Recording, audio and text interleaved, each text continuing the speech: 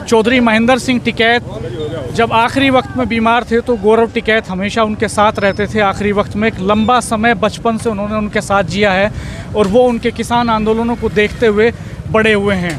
तो इस समय यूथ विंग की कमान संभालते हैं गौरव टिकैत। हम गौरव जी से बात करेंगे कि वो दौर कैसा था जब चौधरी महेंद्र सिंह टिकैत सड़कों पर निकलते थे, किसानों का लाखों का सैलाब निकल पड़ता था और हमने देखा कि मेरठ कमिश्नरी पर किस तरह से 28 दिन का जो आंदोलन था उसने अंतर्राष्ट्रीय मीडिया का ध्यान अपनी तरफ खींचा और देश के सबसे बड़े नेता उस वक्त के वहाँ पहुँचे, चाहे चौधरी देवीलाल हों, वीपी सिंह हों, चंद्रशेखर हों, देवगौड़ा हों, हर एक बड़ा नेता वहाँ उनके मंच पर आया।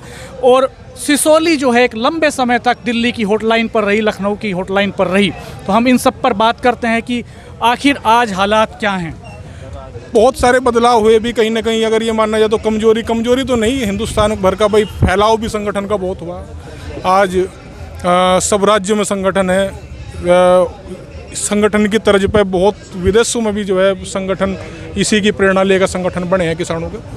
फायदा भी बहुत हुआ, लेकिन समस्याएं, लड़ाई लड़ने के तरीके किसानों को थोड़ा बदलने पड़ेंगे। ये भी एक किसानों की लड़ाई बदली है तो मोर्चेबंदी बदलनी पड़ेगी। जैसे किसान आज बहुत सारी चीज़ों में बटाया, भौगोलिक परिस्थितियां प्रभावित करती हैं उसको, कहीं लैंड एक्विजिशन के इश्यूज़ हैं, कई फार्मर्स के क्रॉप्स के इश्यूज़ हैं। तो अलग अलग हिस्सों में देश के अलग अलग तरह के मसले हैं। तो इनको एक यूनाइट ऑर्गेनाइजेशन के तौर पर खड़ा कैसे करने की तैयारी कर रहे हैं आप? भारतीय किसान जैसे वो जो वक्त था तब ना सोशल मीडिया था और ना मीडिया था। मेरे वो समय याद है जब सिसोली में कुछ पत्रकार पहुंचे थे चौधरी महेंद्र सिंह टिकैत को कवर करने, तब उनकी मां ने कहा था कि ये टिकैत कोई लाट साहब थोड़ा ही है, तुम चले आते हो इसकी खबर छापते हो, उस किसान की खबर छापो, उसका ईंख जल गया 5 बीघा। तो इस तरह की बातें वो करते थे आमतौर पर। तो तब वो इस पर डिपेंडेंट नहीं थे। आज सारे इश्यूज बदले हैं, सोसाइटी का स्ट्रक्चर बदला है, सांस्कृतिक तौर पर बदलाव हुए हैं, किसानों की ज़िंदगी में भी कई तरह के बदलाव हुए हैं। तो इन बदलावों के ये सच्चाई भी है राणा जी कि चौधरी साहब के व्यक्तित्व जैसा नहीं कोई हो सकता। उनके व्यक्तित्व में भी वो था, एक त्याग की परिमूर्ति थी। कोशिश है कि भाई किसानों की निगाहें इस संगठन की तरफ को है, परिवार को तरफ को भी है कि उनकी लड़ाई मजबूती के साथ में, नेक नियत के साथ में लड़ी जा, और हो भी रहा है। लेकिन युवाओं को भी, खास तौर पे युवा साथियों से एक निवेदन करेंगे कि ये धरोहर है संगठन, अगर इसको कमज़ोर कहीं होगा तो सरकारें हावी होने का काम करेंगी। बहुत सारी नीतियां सरकारों की ऐसी गलत बनती जा रही, अगर वो होगी तो सिर्फ लड़ाई से होगी।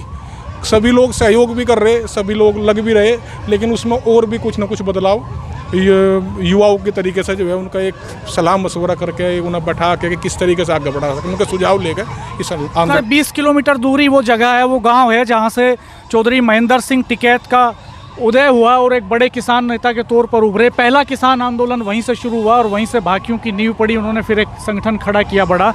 हम आपसे बात करेंगे, आप टिकैत साहब के साथ रहे होंगे जरूर, बड़े टिकैत साहब के। जी सर। आपका शुभ नाम क्या है? रविंदर मुखिया, सिसोली से जी। मुखिया जी, कैसा था वो दौर किसान सियासत का? किसान सियासत का ठीक दौर था जी। जी जी।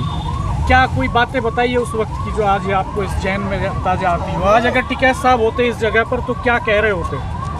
टिकैत साहब तो शुरू से ही ठीक बात कहे थे। मेरी लड़ाई क्या है, लड़ाई तो यही है हमारी। अब किसानों का जो हमारा आंदोलन है, यूँ आंदोलन ये सरकारी तो करवा रही। आप रहे टिकैत साहब के साथ? हाँ जी, टिकैत साहब का जब से जन्म से, जब से ही शुरू से। कब जुड़े थे आप उनके साथ? सन 87 से पहले, जब से भी चल रही, जब से ही बचपन से जुड़े हुए। मेरठ के धरने में भी रहे हो? हाँ जी, मेरठ भी रहे, बहुत गए जी। हाँ, कुछ बताइए हमें उस समय। सारे को बहुत अच्छी स्थिति थी टिकैत साहब की। एक ही आवाज़ पे पूरी जनता एक ही बार जो कह दिया एकदम समंजा थी। अगर शांत रहने के लिए कह दिया चौधरी साहब ने लड़ाई लड़ी, ईमानदारी की लड़ी, किसानों के हित की लड़ी, हमेशा किसानों का फायदा चाहा। जब भी सरकार ने दबाव में लिया, चौधरी साहब ने उसका नेतृत्व करके बहुत ही अच्छी तरीके से उसे हैंडल किया चौधरी साहब ने। एक ऐसा नेता जो साधारण किसान था, जीवन भर किसान की तरह जिया और बहुत ही बेबाक और बेलोस अंदाज, साफगोई से बातें कहना, सच के साथ खड़ा होना, ये उस नेता की बहुत बड़ी ताकत थी। और उसी ताकत के बदौलत यहाँ वेस्टर्न यूपी में किसान संगठन खड़ा हुआ। और जैसा अभी गौरव टिकैत ने बताया कि किसानों ने सीखा कि वो कैसे थाने के भीतर घुस कर के बात करें, कैसे पुलिस और प्रशासन के अधिकारियों से बात करें, कैसे बिजली विभाग के अधिकारियों के सामने अपना दर्द रखें। ये लड़ना सीखा किसानों ने। लेकिन टिकैत साहब भी कहते थे कि महाभारत अभी बाकी है। मुझे याद है आखिरी वक्त में जब वो मेरठ के आनंद हॉस्पिटल में भर्ती थे और कैंसर से जूझ रहे थे, आखिरी वक्त में थे, तो वो कहते थे कि काश मैं 10 साल और मुझे मिल जाएं तो जो लड़ाई अधूरी है मैं उसको पूरी करके जाऊं। वो कहते थे कि महाभारत अभी बाकी है। तो वाकई में ये नई जो पीढ़ी है टिकैत परिवार की, जिसकी नुमाइंदगी गौरव टिकैत कर रहे हैं, वो भी कह रहे हैं कि लड़ाई अभी बहुत लंबी है और लड़ाई बाकी है। तो महाभारत अभी बाकी है। अगर चौधरी साहब जिंदे होते तो कहानी कुछ और होती। किसान बहुत परेशान है। उधर तो किसान सड़क पे है, उधर हमारे बच्चे वाइट बॉर्डर पे। ये देश क्या देख रहा, क्या है सोच रहा देश ये? चौधरी साहब उनके मरने के बाद किसान बहुत कमज़ोर हो गए। जितना अनुभव हिंदुस्तान के अंदर उन्हें था, उतना हमें नहीं है, ना हमारे भाई साहब को, चौधरी साहब को है। एक साधारण किसान जिसने 5 साल की उम्र में टिकैत की पदवी संभाली। खाप पंचायत के मुखिया थे टिकैत, बालियान खाप के चौधरी थे। 5 साल की उम्र में उनके सिर से पिता का साया उठ गया।